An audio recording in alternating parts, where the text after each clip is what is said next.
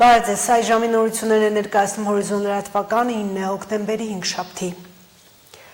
Բրյուսելում ընթացող համաշխարհային դարպասներ միջազգային երկրորդ համաժողովի շրջանակներում վարչապետ Փաշինյանը հանդիպում է ունեցել վերակառուցման եւ զարգացման Եվրոպական բանկի նախագահ Օդիլ Ռենո-Բասոյի հետ։ Զրուցակիցները քննարկել են Հայաստանի եւ ՎԶԲ-ի միջև համագործակցության ընթացիկ ծրագրերն ու զարգացման հնարավորությունները։ Վարչապետ Փաշինյանը կարևորել է բանկի ներգրավվածությունը Հայաստանի տնտեսության տարբեր ոլորտներում, մասնավորապես ենթակառուցվածքների, էներգետիկայի, կապի եւ թվային տեխնոլոգիաների զարգացման ուղղված նախաձեռնություններում։ Օդիլ Ռենո-Բասոն ընդգծել է, որ վերակառուցման զարգացման Եվրոպական բանկը շարունակելու է աջակցել Հայաստանի կառավարության ռազմավարական բարեփոխումներին եւ մասնավոր հատվածի ներուժի զարգացման նպաստող ծրագրերին։ Հիշեցնենք, որ վերակառուցման զարգացման Եվրոպական բանկի միջոցներով են նաեւ վերակառուցվելու Գյումրիի Անի թաղամասի փողոցները։ Տաջիկստանում ԱՊ գագաթնաժողովի շրջանակներում հանդիպել են Ռուսաստանի եւ Ադրբեջանի նախագահները։ Վլադիմիր Պուտինը նշել է, որ Ռուսաստանը կանի ամեն ինչ Ադրբեջանի հետ հարաբերությունների զարգացման դինամիկան պահպանելու համար։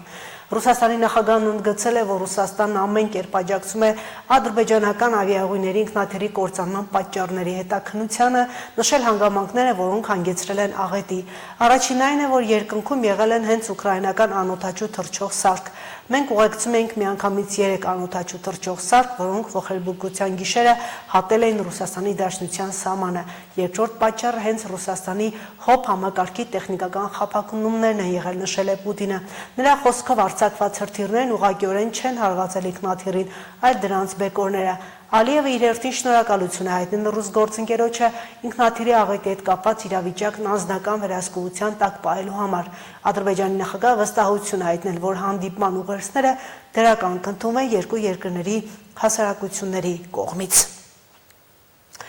Ֆրանսիայի նախագահ Էմանուել Մակրոնը առաջիկա 48 ժամվա ընթացքում նոր վարչապետ պետք է նշանակի, հայտարարել է Ելիսեյան պալատը։ Սեբաստիան Լեկորնոն հրաժարական ներկայացրեց հոկտեմբերի 6-ին կառավարության կազմը հայտարարելուց ժամեր անց, սակայն Մակրոնի խնդրանքով նա խորհրդակցություններ էր անցկացրել քաղաքական առաջնորդների հետ, փորձելով հաղթահարել ստեղծված ճգնաժամը։ Քննարկումներից հետո Լեկորնյոյի հնարավորություն էր ստեղծվել մինչև տարեվերջ հաստատել 2026 թվականի բյուջեն, ինչը երկրին որոշ ֆինանսական կայունություն կտա։ Հիշեցնենք, վերջին 2 տարվա ընթացքում Ֆրանսիայում արդեն 5-րդ վարչապետն է փոխվել։ Համասը հաստատել է, որ Գազայում հրադադարի համաձայնագիրը կնքված է։ Ավելի վաղ այդ մասին հայտարարել էր Միացյալ Նահանգների նախագահ Դոնալդ Թրամփը, որ Իսրայելն ու Համասը համաձայնագրեր են ստորագրել Միացյալ Նահանգների խաղաղության ծրագրի առաջին փուլի շրջանակներում։ Հստակեցվում է, որ համաձայնագիրը նախատեսում է Իսրայելի պաշտպանության բանակի զորքերի դուրսբերումը Գազայից, օգնության տրամադրումը եւ պատավների փոխանակումը գերիների հետ։ Պաղեստինյան շարժումը նաև շնորհակալություն է հայտնել միջնորդներին Կատարին, Եգիպտոսին, Թուրքիային իրենց օգնության համար։ Համասը նաև կոչ է արել Միացյալ Նահանգների նախագահ Թրամփին եւ հակամարտության կարգավորման միջնորդներին կանխել Իսրայելի կողմից համաձայնագրի պայմաններից խուսափելու հանգամանքը։ Հիշեցնենք, անուղղակի բանակցությունները Իսրայելի եւ Համասի պատվիրակությունների միջև տեղի են ունենում Եգիպտոսում։ Առաջնահերթությունները իսրայելցի պատանների ազատ արձակումն ու Գազայի հատվածում ռազմական գործողությունների դադարեցումն են։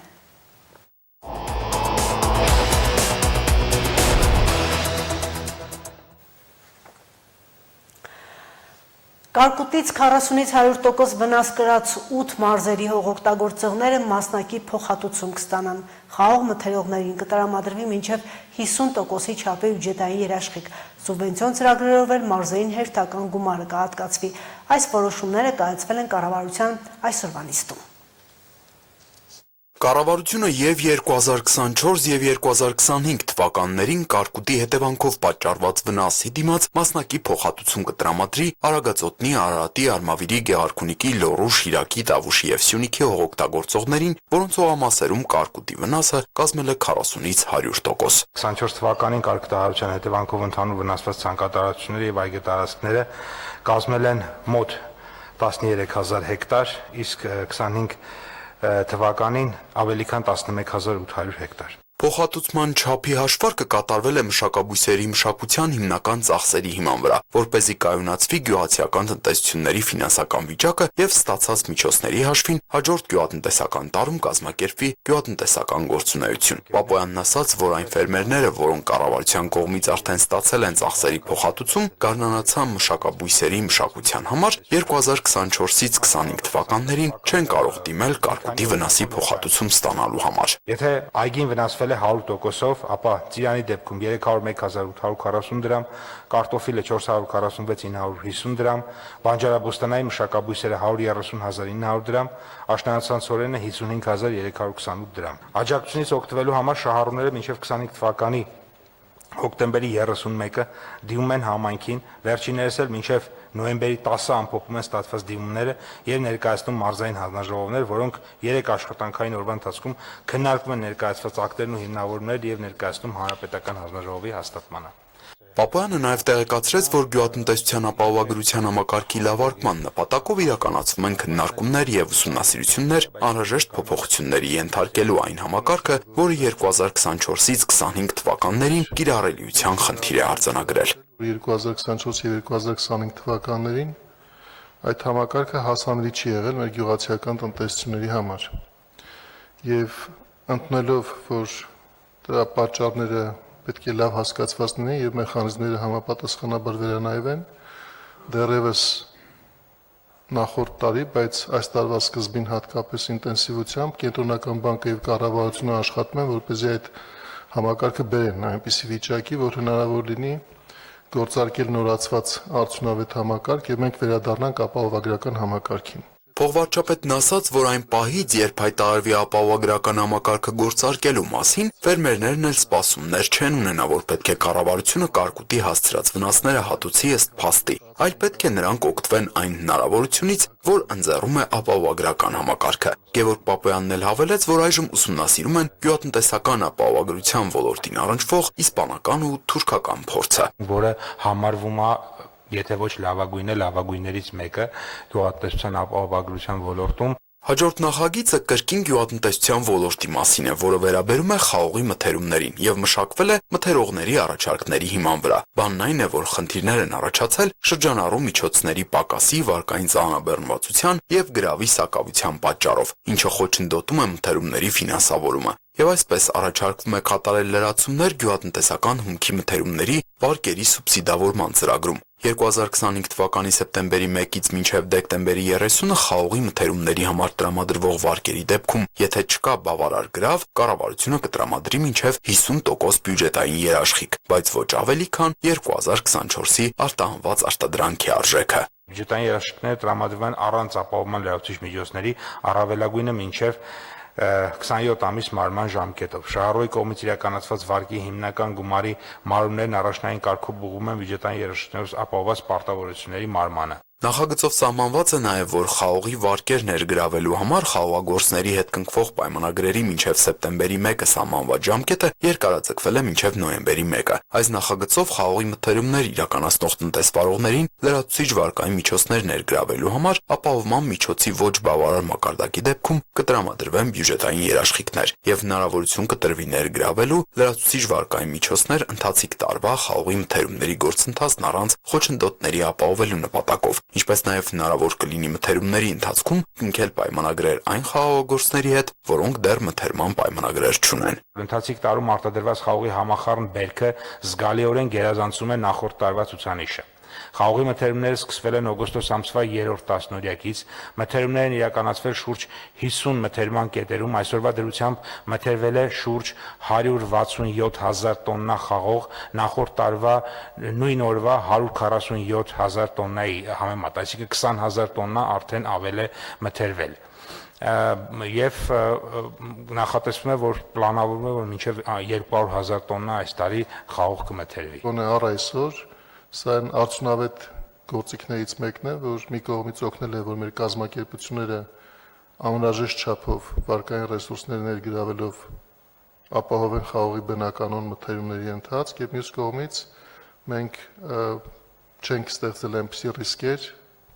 որ կարող էին լրացուցիչ ֆինանսական ծախսեր կրելու առիթ դառնալ։ 2025-ի պետական բյուջեից համաֆինանսավորման նպատակով մարզպետների աշխատակազմերին սուբվենցիոն ծրագրերի համար կհատկացվի 1 միլիարդ 582 միլիոն 206 հազար դրամ։ Նախագծով առաջարկվում է համաֆինանսավորել 24 համայնքներից թվով 26 սուբվենցիոն ծրագրեր։ Փոխնախարարն ասաց, որ այս որոշման հաստատմամբ 2025 թվականի պետական բյուջեից համաֆինանսավորված սուբվենցիոն ծրագրերի գումարը կկազմի 14.9 միլիարդ դրամ։ Նախագիծն ընդունվեց։ Տիգրան Հովակիմյան, Հորիզոն։ Գյումրիի քաղաքապետարանը երրորդ ամիսն է ներդրողներ է փնտրում եղած տասնյակ կիսակառույց շինությունների վերականգնման նպատակային օգտագործման ծրագրերի համար։ 3 ամսում ներդրումային առաջարկների շուրջ խորհրդակցություններ են եղել, որոնք կարևոր փուլի չեն հասել, քանի դեռ փաստաթղթային ու այլ հարցերում հստակեցումներ չունեն։ Իսկ քաղաքային իշխանության միակ հույսը ներդրումներն են, որոնցով հնարավոր կլինի վերականգնել համայնքի հաշվեկշռում գտնվող այն շենքերը, որոնք տասնամյակներով չեն օգտագործվում ըստ նշանակության։ Ջերմակ շենքը, որն Ալեկպոլի ժամանակներից հիվանդանոց էր մինչև 2000-ականներին փակվել է, կենտրոն տեղ է։ Գումայրի արգելոցի թանկ շենքերից, որի վրա 1000 աճ կար ու կա, բայց հետաքրքրվողների չպակասող շրջանակով հանդերձ մոտ 20 տարի է փակ է, տերեր ունի ու չունի։ Վերջին 3 տարվա մեջ շենքը մասնավորին տալու մի քանի անհաջող փորձեր են եղել։ Հիվանդանոց պահել թե ռեստորան դարձնել առաջարկների փաթեթները մնացին քաղաքապետարանի բաժիններում 3 տարի։ Իսկ 6 ամիս առաջ քաղաքի նոր ղեկավարության նոր որոշումով Ջերմակ հիվանդանոցը որոշեցին չվաճառել, թողնել համայնքին, իսկ եթե օգտագործել, ապա միայն հիվանդանոցային նշանակության։ Քաղաքապետարանը ներդրումային առաջարկների է սպասում։ Արդեն կան ցանկացողներ, որոնք ուզում են կատարել իրենց ներդրումը, կան աշխատանքներ, որոշ հատված վերցնեն, տեխնիկա բերեն, բուժարկարումներ բերեն, կան արդեն։ Մոտ 2400 քառակուսի մետր մակերեսով նախկին հիվանդանոցը ունի այդ հնարավորությունները առողջապահական մի քանի ընկերությունների գործունեությունը շենքում թույլատրելու։ Առանձին մուտքերով տարբեր պրոֆիլի բժշկական ծառայություններ կենտրոնացնելու մասին է խոսքը։ Շենքի վերականգնման համար նախագծերի մրցույթ են հայտարարել։ Քաղաքային բյուջեից պատրաստ են դրա համար նախագծողներ ֆինանսավորել։ Նախագծային աշխատանքներն ավարտելուց հետո մենք նախ ունենանք պատկերը թե ինչքան ծախս է պետք է շենքը, որտեվ ստանդարտ շենք չէ, ինքը պատմամշակութային հուշարձան է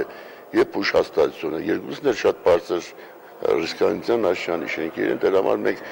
նախագծային պետք է շատ լավ ուսումնասիրենք այդ նոր հանձնարարենք այդ աշխատանքները։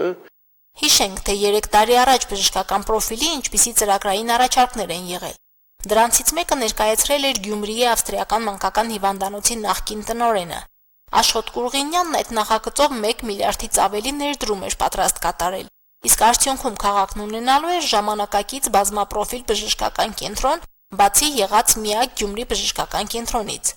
Աշոտ Կուրղինյանի այս ծրագիր առաջարկը հիմա էլ մնում է ուժի մեջ, բայց այս պահին նրա համար առաջնային է նախկինում շենքի վարձակալած մոտ 300 քառակուսի մետր տարածքը կրկին վարձակալելը։ Արդեն այդ մասով դիմում է գրել քաղաքապետարան։ Նախկինում իմ կողմից հիմնովին կապիտալ վերանորոգվել է եւ 300 քառակուսի մետր է տարածքը կամ մի քանի մետր ավել եւ բժշկական ծառայության մատուցման բոլոր ստանդարտներին համապատասխան վերազինվել է, այսինքն եւ գործիքներով եւ համապատասխան հիվանդասենյակներով եւ այլն, բայց ինչ պատճառներով այն ժամանակ դենց են մնաց եւ հարցին լուծում չտրվեց, որովհետեւ այդ տարածքը վարձակալություն ընդամենը տային։ Հիմա դիմել եմ քաղաքապետին, խնդրել եմ, որ այդ տարածքը քանի որ նույն ուծած մնում է որևէ ձևով չօգտագործվում, տվեք։ Շենքի այդ հատվածը վերավարձակալելու դեպքում բժիշկը պատրաստ է քննարկել Ջերմակ շենքն ամբողջությամբ բժշկական կենտրոնի վերածելու իր 3 տարի առաջ գրած ներդրումային ծրագիրը։ 3 տարի դուրը փակ է եղել, ծները չի ջերմացվել, մի քիչ կարծում եմ, որ սար, տաք, խոնավություն եւ այլն որոշակի բաներ կոսմետիկ պետք է արվի, բայց հիմնական վերանորոգվածը արդեն արվել է, դա աղբանոց էր մի հատվածը, դառել է նորմալ բժշկական փոքրիկ կենտրոն։ Եվ այո, անպայման կլինի էլի վերանորոգման։ Ու անիմաստ 3 տարի փակ մնաց, անիմաստ վարձակալությունից համայնքի բյուջեն չօգտվեց, անիմաստ նույնիսկ համայնքը փող ծախսեց, այդտեղ պահակային էր պահում, չգիտեմ ինչի եւ այլն, դա արդեն հարցի մյուս կողմերն է, որ այս պահին իմ համար իրական չի։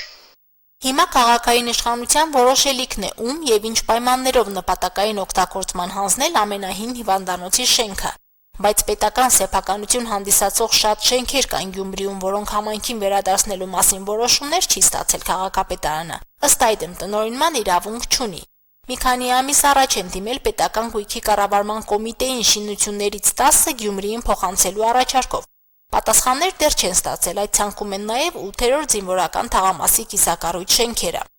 Վասմայի կարադոկի շենքերի հետ կապված դերևս այդ շենքերը չի փոխանցվել համայնքին, չնայած պարտավորությունը եղել է նրանց կողմից, որ պետք է փոխանցեն, նորից մի պետական գույքի կառավարման նախարարությունում քննարկում է հարցը վերադարձնելու մեզ այդ շենքերը։ 8-րդ զինվորական, ինչպես նաև Անի եւ Մուշ թաղամասերում գտնվող կիսակառույց շենքերում մոտ 160 բնակարան է հաշվարկված։ Գույքը քաղաքին վերադարձնելու ներդրումներ ունենալու պարագայում քաղաքապետարանը նախատեսում է այդ 160 բնակարանները սոցիալական բնակարանաշինության բաղադրիչով կառուցել։ Հիմնականում հետաքրքրողներ եղել են Ռուսաստանից եւ ունենք նաեւ հետաքրքրող Բելգիայից, որ մենք արդեն սկսել ենք նրանց այդ բանակցությունները, գույքը իրենք նայել են, ուսումնասիրել ենք, հիմա այդ փաստաթղթային գործողությունների մեջ է, որովհետեւ վերականգնվեն այդ շենքերը։ Քանի դեռ ոչինչ գործնական փուլի չի հասել, գլխավոր ճարտարապետը ներդրողների անուններ կամ ծրագրերից մանրամասներ պատմել չի նախընտրում։